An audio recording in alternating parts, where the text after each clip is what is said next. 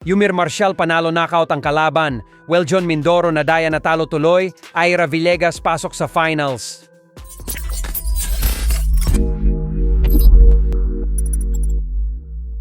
So isang napakalungkot po na balita para sa ating Pinoy boxing fans dahil bigong manalo ang ating pambato na si undefeated knockout artist Weljon Mindoro sa semifinals ng SEA Games Men's Boxing sa Thailand. Bigo po makapasok sa finals si Weljon Mindoro matapos siyang talunin ng taga-Vietnam na si Boy Pioc Tong via unanimous decision.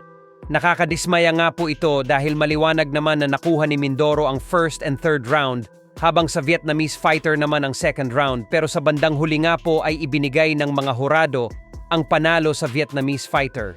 Dahil dyan ay uuwi si Mindoro na may bronze medal. Pero merong isang magandang balita po para sa ating Pinoy boxing fans ito'y dahil ay naging matagumpay ang ating pambato na si Yumir Marcial. Tinalo niya ang kalabang taga-Vietnam na si Nguyen Man kung via knockout sa second round. Isang solidong right hook po ang tumama sa kalaban kaya bumagsak ito at hindi na nakabangon pa.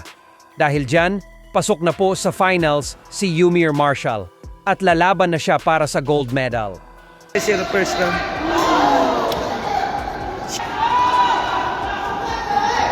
Matakbo ng Vietnam.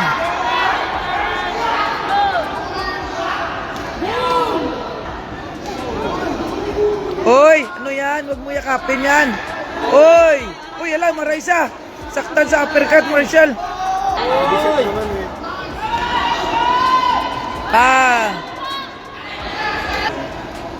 Oy! Gitag ko sa ulo.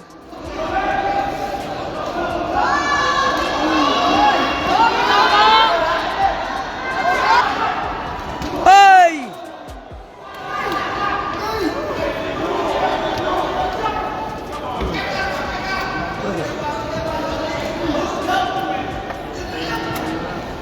Oy! Shit! Ayan. Malawig ang box, malawig ang box.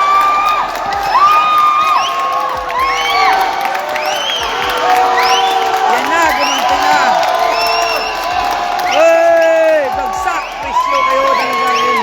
Samantala, pasok na rin po sa final sa SEA Games Women's Boxing itong si Ira Villegas. Panalo po siya via unanimous decision dito kay Miyamoto ng Myanmar sa 50 kilogram kategory. Nabilangan pa ang taga-Myanmar ng standing 8 count sa round 3 na nagpalamang kay Ira Villegas.